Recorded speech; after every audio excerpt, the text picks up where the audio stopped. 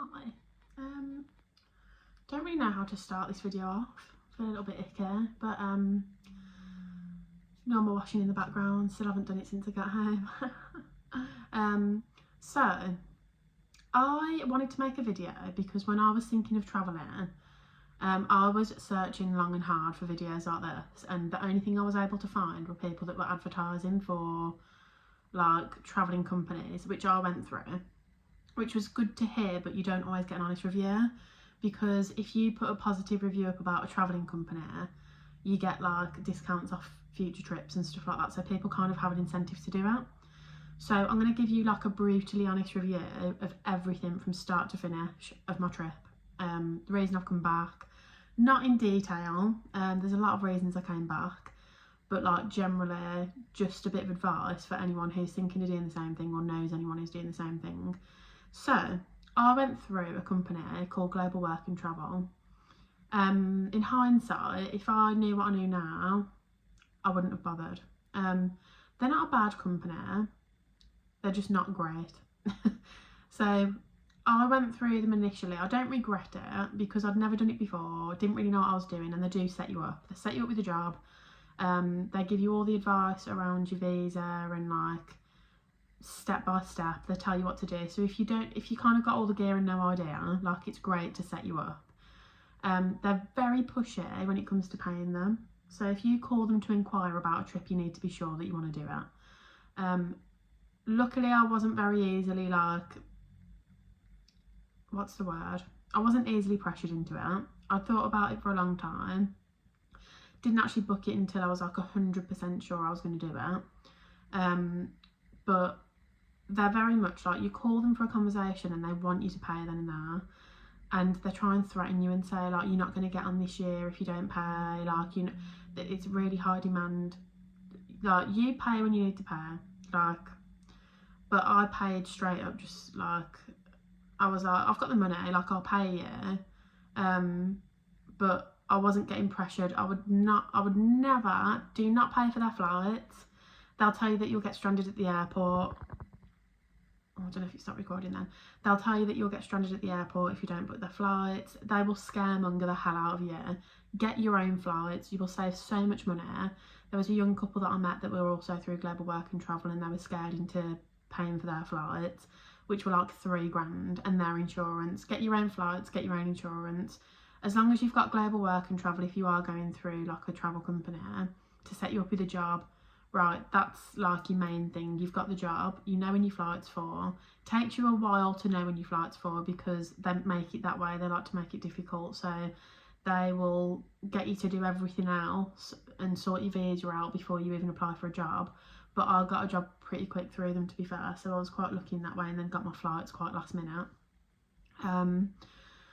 So one thing I will say, they were really helpful with the visa. They gave you like a breakdown. It doesn't include your visa, so I had to pay separately, but I wouldn't have had a clue what to do. I probably could have researched it and found out, but they give you like a step-by-step guide, including like even down to like what you click on the website, which was great for me.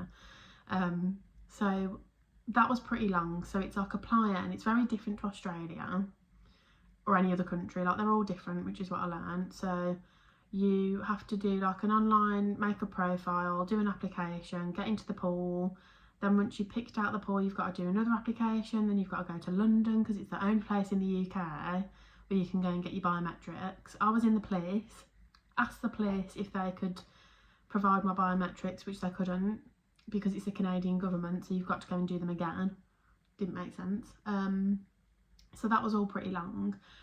Got the job. You get to more or less sort of pick where you're near, but you don't get, like, I didn't get many choices of jobs. I think I got like 3. I've got front desk, housekeeping and night order. I went for front desk, got the job, which was amazing. So started my trip, flew to Calgary from Birmingham. So I flew from Birmingham to Dublin. I then stayed in Dublin overnight. I kind of wanted to break it up a little bit, and then from Dublin to Calgary. Stayed in a hostel at Calgary, and I will forever say it was one of the best experiences I had while I was in Canada. Like, the people in my hostel were absolutely amazing. Like, met some really amazing people, interesting people. Had a laugh. Like, people come in and they're like, do you want to go out tonight? You don't even know them and you're like, yeah. And you have like a great time. Did a little explore around Calgary, but I was only there for about 3 days. Then I got the coach to Golden, which was about, how long was it? It was a few hours, I think. Golden, I spent 3 months there. Mixed feelings about Golden. So it's a beautiful place. I was really lucky to experience it and be there. Worked in the mountains at a resort, and it was just like nothing you'd ever experienced, but at the same time it very much reminded me of the town from The Hills Have Eyes. Like, it was very in the middle of nowhere. Like, you look at one of the petrol stations and it's like something out of a horror film, like, apart from the 7-Eleven, but like, it's getting a lot more than I think it used to be. But it's not very touristy. Like, tourists tend to just travel through Golden. They don't really go to see Golden as such.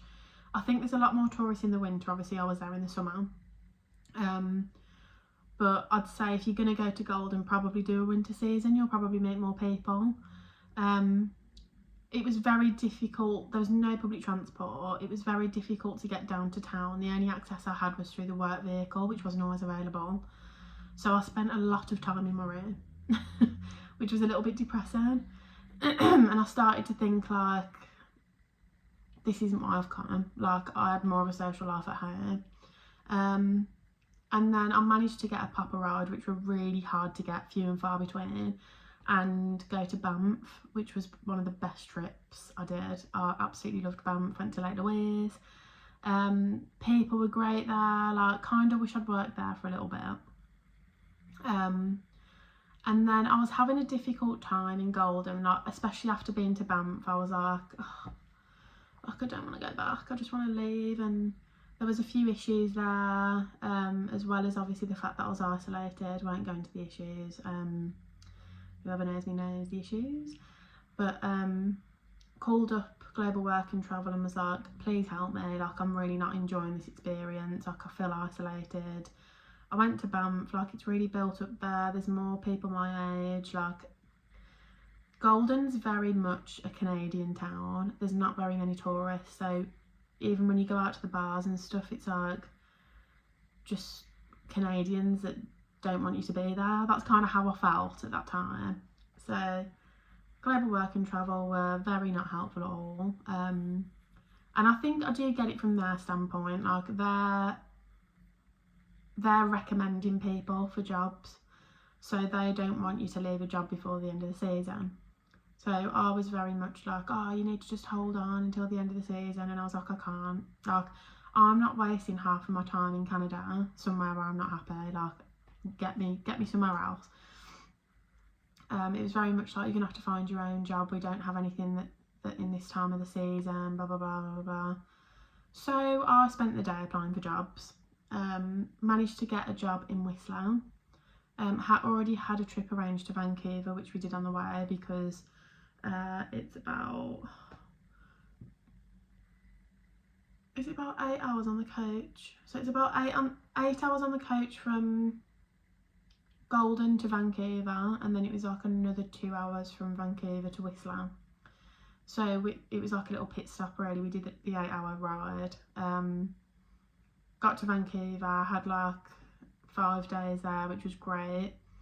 Vancouver is amazing. Like, there's such a mixture of things to do. So you've got like the city life, great for shopping, but they've also got beaches, like proper beaches.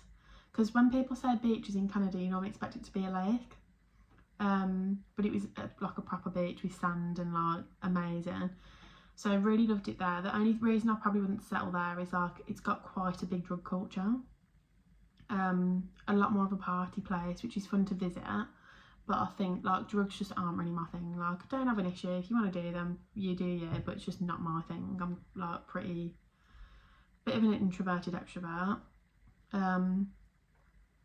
So I started in Whistler, loved Whistler. Like, I would say to anyone, go to Whistler. Like, loved it there. Only thing I will say is Golden was expensive, don't get me wrong, Golden was really expensive, but my accom was cheaper. And my wage wasn't as high, but my accom was cheaper. And because there wasn't as many places to go out, it was a lot easier to save money. You can't have it all though, like you can either have a great life or a boring life saving money. So I was like, I'm up for this, like I can't wait to see a bit of Whistler. So I went to Whistler. The wage was better, but the accom was a lot more expensive. So initially I had my own room, it was a great room. Just kind of wish I could mix where I was in Whistler to my accom. Like I wish I could put my accom from Golden in Whistler, because it would have been perfect. But so I had my own room in Golden, and I think my rent was something like, I can't remember, was it like $300-400 a month? And then in Whistler it was like $800 a month, so it was a big leap. And then I was in Stafford, which was beautiful house, great location. It was literally 10-minute bus journey from the main town, and it was $50 a month for your bus pass, and you just used it unlimited. It was just so much better, like you could access so much more. But the only difference was I was sharing a room.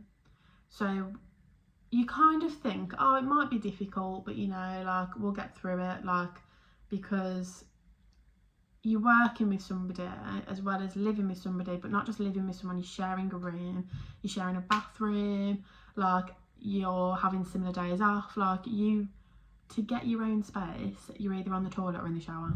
That's basically it. Like you don't really get any personal space, which is made me realise how selfish I am. I mean, I'm 28 years old, I lived on my own for 3 years, and now I'm sharing a room, like what is going on? But then I kept drilling into my own head, like you can't have everything. You need to be grateful that you're seeing this part of the world, because not many people get to. So while in Whistler, I ended up doing a day trip to Squamish, which was really cool. Got to see, I don't know if anyone's seen Virgin River, where Jack's Bar was filmed on the outside. It's a different place where it was filmed inside, but it was really magical, like being there. I was like, this is like the dream.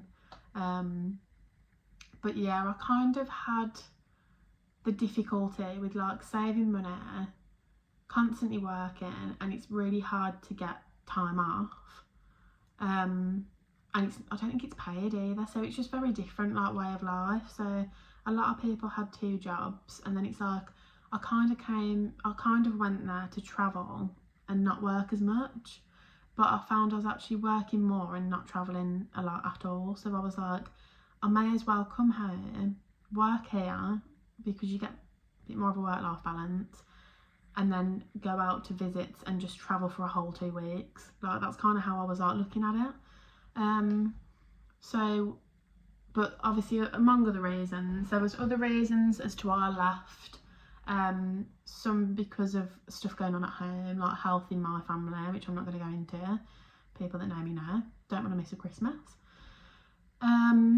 And then other reasons because of just dynamics and stuff while I was out there, and especially when you're sharing a room and in such close proximity with someone, it can get very difficult very quickly, and I just needed my own space again. I was like, I need to leave. So that's my issue when things get hard, and I've learnt this massively about myself while travelling, and it's I know it's why a lot of my relationships don't work, and I'm like, because when things get difficult, instead of dealing with them, I run. Like I'm a flight person, so I will literally deal with so much, hold it all in, and then just leave, because I can't deal with it. I have got a lot better with it since travelling, because I kind of recognise that about myself and was like, that isn't a good trait to have. So if I can't communicate it with someone, then that's my issue. So I started trying to communicate a lot more, and when that didn't work, I was like, yeah, I need to go. So I have got a lot better with communicating stuff, but I did used to find it very hard because I'm such a people pleaser and didn't want to upset people, but then ultimately you end up upsetting them anyway, so you can't really win. So I have now come back, obviously, back at mum and dad's. Had a bit of a meltdown my first or second night, I think it was. was laying in bed, didn't sleep till 6 a.m. because of the jet lag. And I was thinking, like, what am I doing with my life? Like, what am I doing? Because I'm very much a structural person. I have to have structure in my life, and when I don't, I just feel like I'm having a complete meltdown. So I've come back without any plan. Like, I've got some money behind me, and I thought I'm gonna take some time off work. But it's really hard for me because I've got a good work ethic.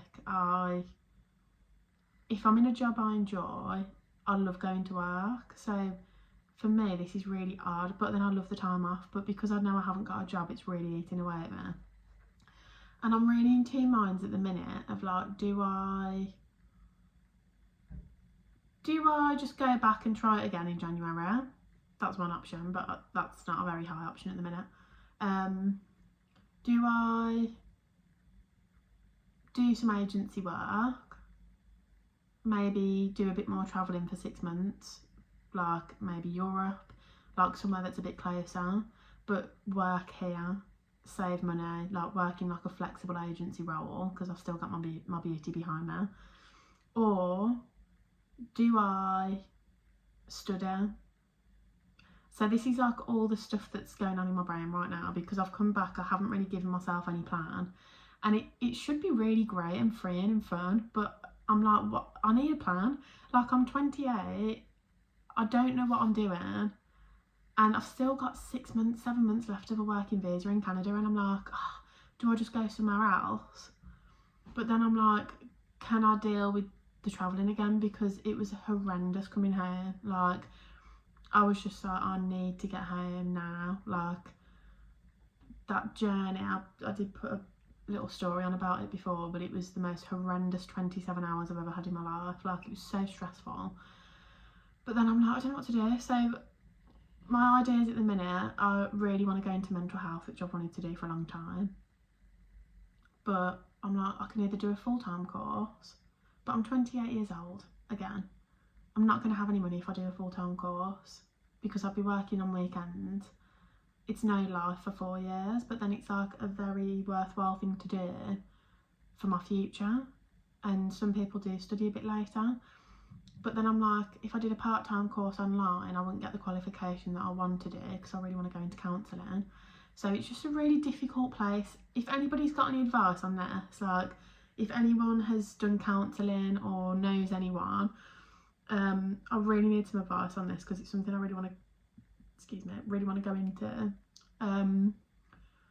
But yeah, I'm just in a bit of a crazy period at the moment. I'm like, what am I doing with my life? Like, I thought I'll take a month off work, that'll be nice. I feel like a massive bum. Like, I hate it. And I think for me, because I'm so independent and I've been used to doing things for myself, I lived on my own for 3 years, to come home and live with my parents again and rely on, like, I've got my car sorted as soon as I've come home because I thought I can't bear asking for a lift anymore. Like, I just can't do it. Like, I need to be my own person. I need to have my own money. I can't rely on other people. And I've got some money that I've come back with, or I wouldn't have come back. I would have like stayed there longer because I just can't. So yeah, it's been a bit crazy. I'm still very much on the verge of like, I don't know what to do. Initially I was like, I'm going to go back in January and go to Montreal and look for a job there, but I don't speak French and a lot of Montreal is French speaking. I speak a bit of French but not enough to like function. So yeah, really I'm in a bit of a quarter-life crisis.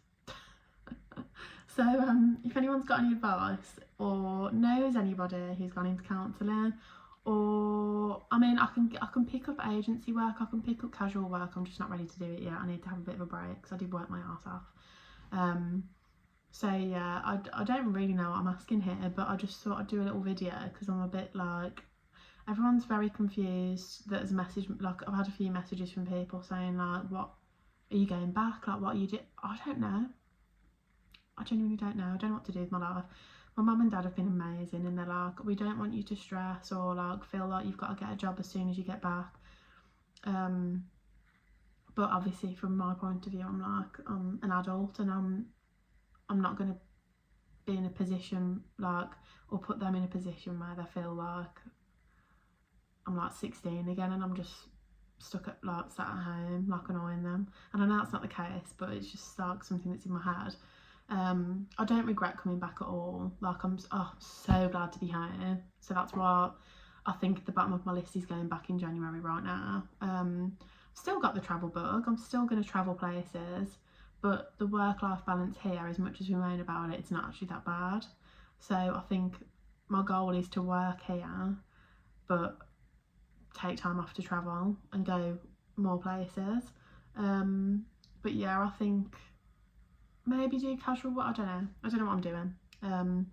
But yeah, I'm thinking, do I do casual work for the next 6 months? Do I do casual work for the next till after Christmas? Like, and then I'll get more money for casual work and I can still travel to the places I want to go and just do shorter stints.